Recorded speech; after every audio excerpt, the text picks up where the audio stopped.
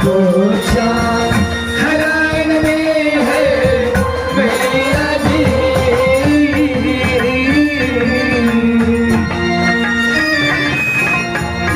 भून पोछा हरान में है मैया जी। अब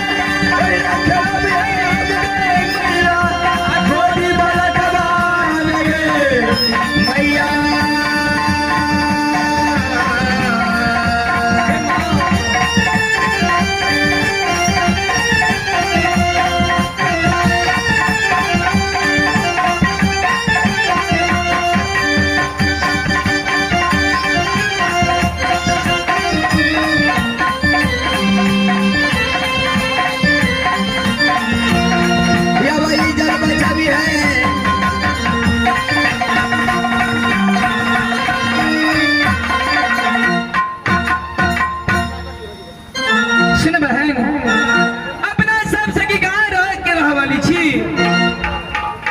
इंद्र के विलास के नित्य दिन इंद्र बाबा की पूजा करे छी बहन से ने दाई बहुत नीट भ गेल जल्दी चल बहन ठीक है बहन जल्दी चलो यह बउआ साल वाला कनी माइक आर के ठीक नहीं कर दिया ये बउआ ये गमिया कनी तकियो न मनीषा दिसन हेलो हे बहन से नहीं तो जल्दी चले बहन ठीक है बहन जल्दी चला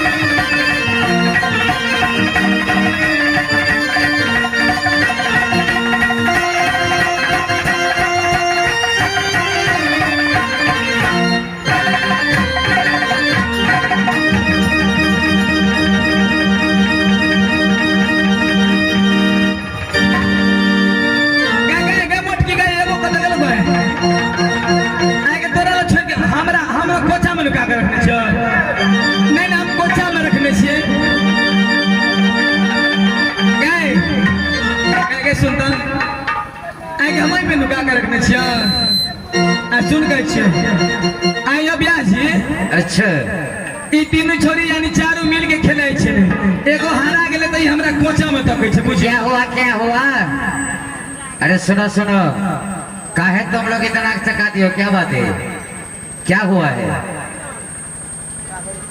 यो मास्टर साहब अच्छा, एगो सखी छले से हरा गेले। ओ यानी एक सखी खो गई है इस मेले के अंदर। कई रोड है इस गांव में? से हमरा की मालूम छी क्या बहुत रोड है, किसी रोड से चली गई होगी। हो सके दिन में को मोटरसाइकिल से टहले थे क्या तू देखल ही तोरा नहीं मालूम हो? सुन कहे छी हमारी आई मोट की आगू है एगो सखी हरा गेलो मेला में। हां है बेसी अथी नहीं करू, एको बेरा हमर नाम चुन लियो तो बुझ लियो। हे सुन कहे छी आओ की के हरे लो कौन सखी? बाप रा छोटकी ओ छोटकी गुड़िया ने? हां बड़का भ गेले, बड़की गुड़िया रे। बढ़ती अच्छे बाप रे बाप नहीं पूछ। आगे तू अतर के बैठल छी ये छौरी था के गेलो वही जब बैठ गेलो। आगे तो तू ही पूर्वे लाग के बैठल ली गाय। ए कता जाय छी? आय कता जाय छी? कता जाय छी? हां हे बहन बोला से नहीं तो सब सखी मिल के चला कता कता इंद्रासन में बाबा के पूजा करे गए। हमने जो बाबा तावाला के बाबा तो बाबा तावा के न छे बेटा कहे छ हमने जो बाबा तावाला गए छोटकी हे बाबा के पूजा करबी तो नीक दुल्हा भेटतो। आ बाबा के पूजा ने कहते कि नेगरा लूला घर वाला मिलता है। कौन ठेकार कली बाबा भेटे पूर्वा के मोटकी है हमरा पहले सेवा कर दे बात कर चलते पड़ल गांव में टांगा दुखाय छ।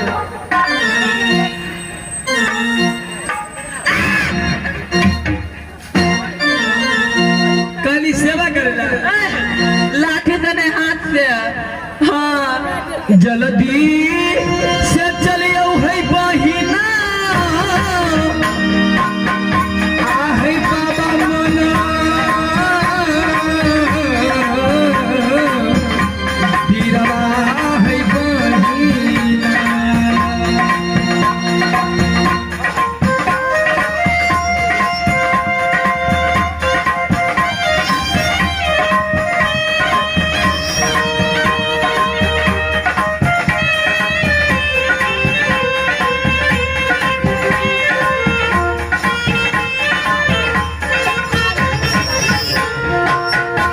से बहिना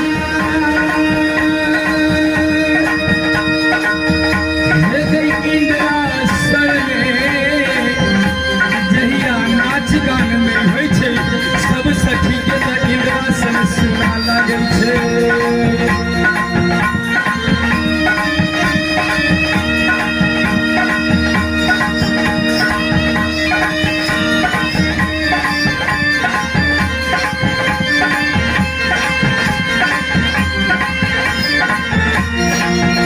भागला चलिया है सहरी बहिनिया सब है।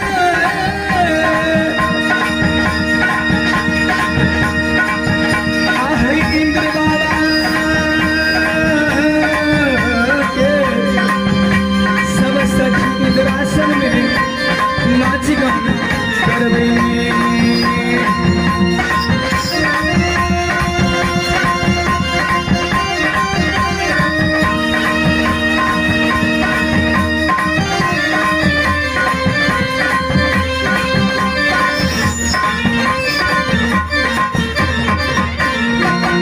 से बहिना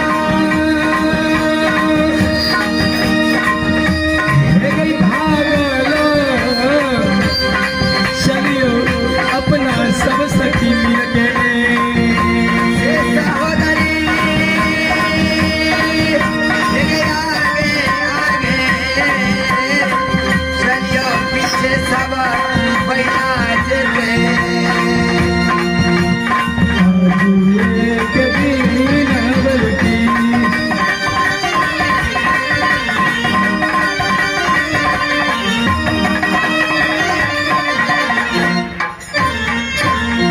की कहलिए कता जाय छिए? हायो इंद्रासन में जाय छी बाबा इंद्र के पूजा करेला हम सब। पूजा करले। हेलो हेलो हेलो हम यहाँ हेलो करते हैं आप लेकिन किसी जगह नजर नहीं देते हैं। आप ही को बोलते हैं ऑपरेटर जी। हम यहाँ ऑर्गन पर बैठे हुए हैं तो नहीं चले नजर हमारे सामने में है। आप वहाँ ऑपरेटर ही करते हैं लेकिन नजर है पीछे। वो छोटका बुआ छला बड़का बुआ ले टोपी वाला है बुआ इन्हीं में आता के तरफ हमरा छोटकी निशान। अरे गलती एक बार होती है, हर बार नहीं। कितना बार बोले हो? चेक हेलो, और उठाइए थोड़ा। Hello check hello check microphone hello hello hello. के कहलिए?